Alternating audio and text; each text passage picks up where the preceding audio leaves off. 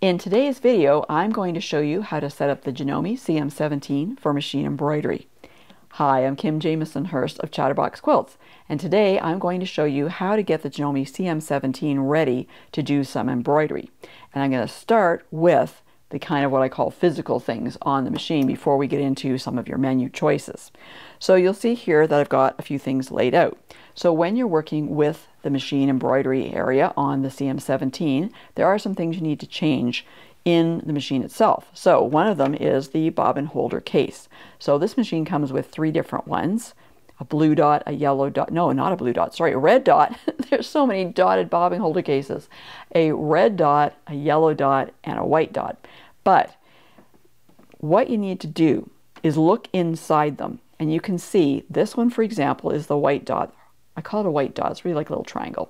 But inside, it tells you it's 20 grams. So each of them have a different gram. It's a tension setting, really, on the bobbin holder case. So 20 is the highest one. So this is going to give you a tighter tension, which is what you want to have when you're doing machine embroidery, because you want to pull those top stitches down to the back so that you get that nice look on the front. So that's one thing you're going to put into the machine, that white dot or 20-gram bobbin case holder. All right. Now, what needle plate to use? Because again, this machine comes with three of them. So you're going to be using what we call the single stitch needle plates, the one that has a center hole and then two on either side. So it depends on the type of stitches, how it's making some of these stitches as to which hole it's going to go in. You don't need to worry about that. You just need to know this is the plate you're going to use. And I got to just tell you, when I'm working with embroidery, sometimes I forget, because the machine, the stitches, you know, they're like satin stitches, some of them. They'll go back and forth. And usually I'm used to satin stitches, meaning the needle goes back and forth. But in embroidery, that's not what happens. The needle is always going up and down, hence why you can use a straight stitch needle plate. The hoop itself, the machine is moving the hoop itself. So it's kind of the opposite to what we usually do. Can throw you off a little bit if you're new to this, but don't worry, use a straight stitch needle plate, everything will be just fine. Okay, so those are a couple of things we're going to put in the machine. Now, I have two more things, because you know we need a presser foot, right? So the presser foot that you use for machine embroidery is this one. It looks like this, okay? And it's a P foot, so there's a P on here you can see. So that's just your regular foot that you use for machine embroidery. But there's also another foot that comes with it, looks like this. So you know the Janome CM17 comes with the ASR, the Accurate Stitch Regulator, and that plugs into the back of the machine just like this particular foot does. This is not a stitch regulator foot. It looks sort of like the ones that come with the machine, but this one is also a P foot, but it's a PM foot. Now, that does not mean that you only have to use it or get to use it during the night, okay? That's not what the PM stands for.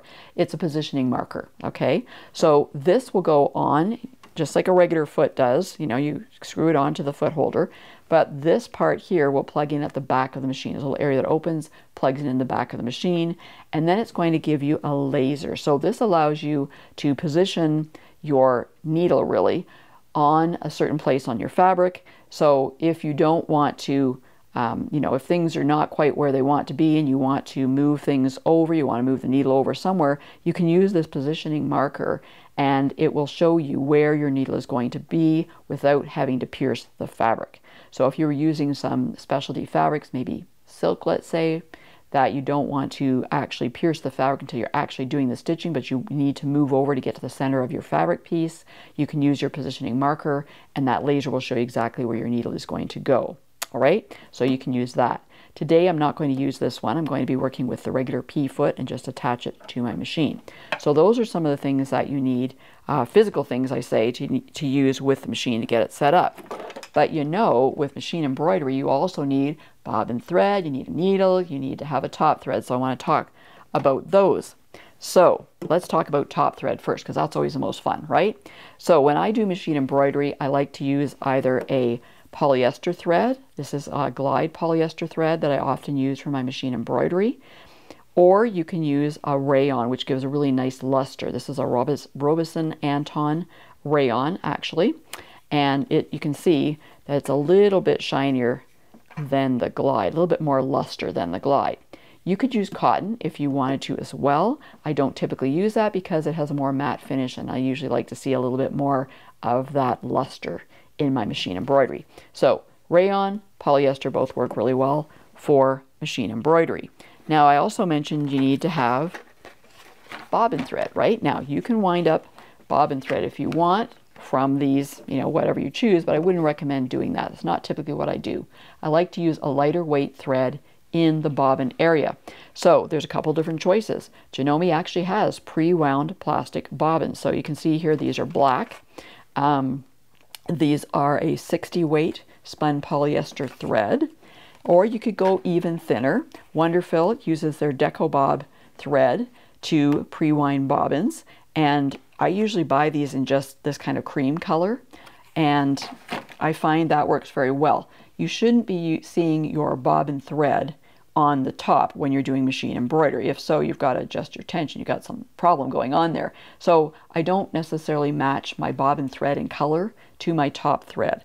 I like to use pre-wounds. They're simple, they're easy, they work really well, and it's just more convenient. So you can wind your own if you want. You can get bobbin thread and wind your own bobbins. Again, that is a lighter weight thread, a thinner thread. So that's what I recommend you use in the bobbin area. All right, needles. We need to talk about needles. Okay, let me move my threads out of the way here for a moment and let the needles take center stage. So you can use different types of needles, but I recommend you use a sharp type of needle. Don't use a ballpoint needle, okay? When you're doing machine embroidery, I like to use sharps. Now, these are some of the needles that came with the Janome CM17. They always send some with the machine, which is nice. So the blue topped needles are what I like to use for machine embroidery. Those are an 80 weight. You can use a 7511 as well. These are organ needles. So I use a 75, and if you are, I use the 130/705H. Don't ask me to get into what all those numbers mean. All I know is what ones will work with the machine and what ones won't. And that's pretty much all you need to know. There's also embroidery needles that Schmetz makes, and these are also a 7511, again, the same type, the 130/705HE. So any of these, I should say, needles will work really well for your machine embroidery. All right, so that's pretty much all we need to know as far as getting things onto or into the Janome CM17. But then you need to know, what about, what menu, what do I choose? What mode do I go into now? Don't worry, we're going to get into that next. So now I'm at the machine, I've got it all set up, and I've actually put a hoop in it. And then I want to show you the different menu options that you may need to work with when you are doing machine embroidery. But before I get into that, I just want to bring your attention to an icon you'll see below this video, and that is a heart with a $ in it, and it's called a Super Thanks, and that's your opportunity to help support the Chatterbox Quilts YouTube channel and my small business.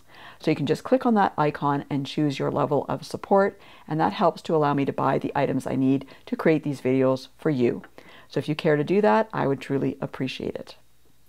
So I've actually got a 20D hoop attached to the machine already. And now I want to go over and show you some of the menu items, show you how to get into the embroidery area on the Janome CM17.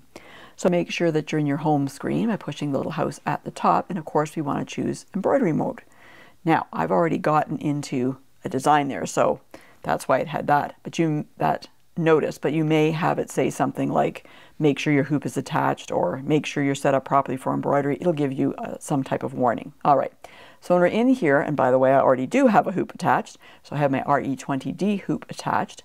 So what I'm going to do, you have lots of different choices here, but I'm going to choose a design based on the hoop size, okay? So if you had a hoop in there that was not a 20D and you're trying to choose this, you're going to get an error from the machine, all right?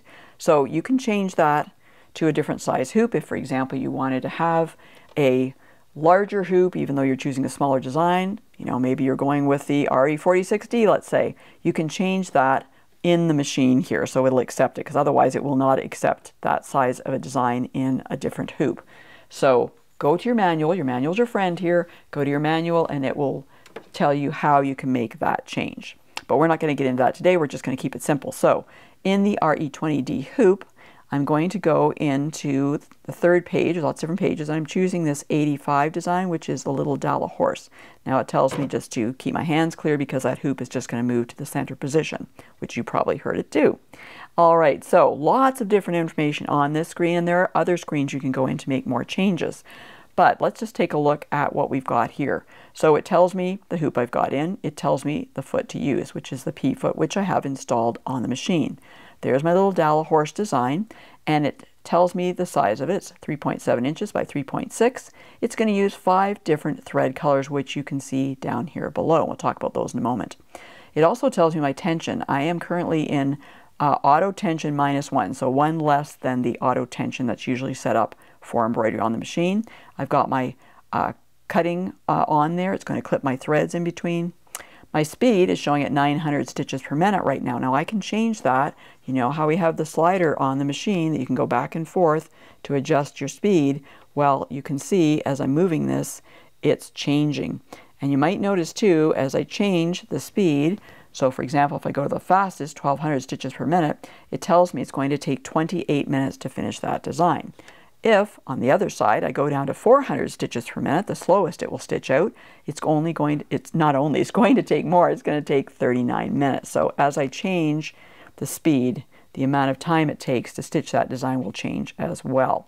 Now I mentioned the thread before. Here are the different thread colors, 5 different thread colors.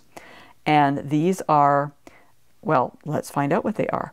If you go down here to where you've got this little thread icon with the 3 lines, it tells me what type of thread I've chosen. So I'm working with a Madeira Poly Neon as far as the machine knows. And you should tell the machine what kind of thread you're using because it makes a few adjustments as well based on the type of thread. I'm using a polyester thread, so I'm not too concerned in this case. But you can do that again, go to your manual and it will explain where you can go to change that. You can see the actual thread numbers. So the Poly Neon in the Madeira line, 1838 is that color. So if you actually wanted to stitch this design out with exactly these threads, you'll know which ones to buy. It also tells you how many stitches each of those thread colors are going to stitch. So the least amount is the green in the design, as you can see here. All right, so that's just informational. Now there's some other items too I want to point out to you. The different threads here, you'll see next to them that there are up and down arrows. So I'm going to push one of them. And what it does is it takes me to the next thread color. You can see now it's showing that the check mark is next to 2. If I keep pushing it, it will work its way through, okay? Let's go back to 1 here, okay. This can be handy if you need to go back to where you started that particular thread color. So if you have some thread breaks, there's different ways you can handle that. You could go right back to the start of that particular thread color, or more likely you might just go back a few stitches. So if I break a thread, I usually like to go back about 10 stitches and start over again. And this is where I will do that. So this is telling me I'm at the 0 stitches right now. There's 14,356 stitches in this design. And if I want to move ahead stitch by stitch, this is where we're going to start. So you'll notice, you might not notice, but the hoop moves. You'll hear it move. You know, the hoop will start off in the center of your fabric, but that's not necessarily where it's going to start stitching, okay? So this tells me it's now going to start stitching in that place, at stitch 1. And as I move along with that plus icon, it's moving along stitch by stitch, okay? If I hold it down, you can see it's moving along a lot quicker. All right, so let me go back here. Actually going to go the other way. I'm trying to go back to 1. There we go. That's the quickest way to get back to 1. I just pushed the wrong one. So that tells me I'm at 0 again. I'm in the center of my fabric, getting ready to start stitching. All right, let's take a look down here. This shows me the little foot. This tells me I'm using that P foot, or I should be anyway. Right now my speed's set to 1200. Again, if I use my, I can change that. It's not going to change it here, but it'll show it changed on the main screen when I go back. There's also a couple of other feet that are showing up here, and these are couching feet. So PC1 or PC2, and you can see when I click on it, it changes to PC1 here. We don't want to do that. That's not what we're actually working with today. We want to go back to our P foot. All right, and that changes back again. Okay, there's also the laser marker. So remember we talked about the PM foot, that positioning marker foot. So if I was using that and I would press on that icon, it would make sure that laser is working for me. Okay, a few other things. I'm not going to get into too many things, but one of the things that's important to know how to work on, or work with, I should say, is this area here. This is jog buttons. Okay, you can hear things going. You don't know what's going on because you can't see it probably.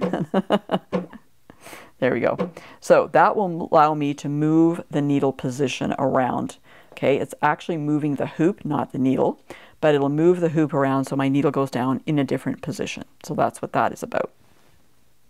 So when you've got everything set up the way you want it to, then it's ready to sew. I mean, it tells me it's ready to sew right now. I would just push my start stop button and it will start stitching out. But the first thing you want to make sure before you start, make sure you got your thread in the top and the bobbin, okay? Because if you don't have it in your bobbin, you're going to have to take the hoop out and, to get at your bobbin area. So that's one thing with the embroidery, a little different than when we're normally sewing. And I also want to see where am I at here with my needle. Am I centered? Am I not? So it seems a strange thing, but if you have your, you can see my foot is up already, okay? When I go to start stitching with it, it's going to put that foot down for me. I can do that manually too by pushing my foot down button, right? And then I want to see where am I at with this needle. I can tell right now by looking at it I'm not going to be in the right place because I can see my little pink dot underneath here, which is the center of my fabric. But I can use my little thumb wheel and see where exactly am I. Okay, so I am up to the left and over to the left. Okay, so you want to take your needle back up again. And I'm going to use those jog keys to move myself over a little bit. We're moving over, moving over, moving over. Let's see, and I think I need to go this way a little bit. Okay, let's see what we're doing here. Let's get that needle down it. Oh, that's pretty close. And make sure it's centered, because if I don't have it centered when I start, and that's not necessarily where the design is going to start, by the way, but that is telling the machine, okay, now this design needs to be centered around that middle point, wherever we're choosing as the center by doing this, okay? So let's just see again. Okay, that's pretty good. We got one more down, I think, and we should be one, maybe two. So it's very small little amounts that it does, as you can see. Okay, if you were off, like I was off a fair amount, you see how much maneuvering around I had to do to get there. If I'm off by that much, my design may not come out the way I want it. And this becomes really important if you are doing, say, a continuous design, where you are starting with, a design in one area and then you're going to add another one that connects right up next to it, maybe even the same design, it connects up next to it. If you don't have things centered, when you start stitching out the next design, it's going to be off. And even if it's off just, like a 1/4 of an inch, let's say, that would be noticeable in your design, okay? A tiny, tiny, tiny amount, not so much. But like I said, you want to make sure you're centered as much as possible before you start stitching your embroidery design. So once everything is set up the way you want it, you've got the thread you need for that first thread you're going to be stitching out, you are ready to go, you press the start stop button and just watch the Janome CM17 work. Now in today's video I've showed you how to get the machine set up and what menu items to choose so you can start your machine embroidering adventure. But you may wonder, what about hooping? How do I get my stabilizer, my fabric in? What is floating? What is that all about? So if you want to know about that, don't worry, I've got you covered. Check out this video that explains all of those details for you. For more helpful quilting information, be sure to go to my website at www.chatterboxquilts.com.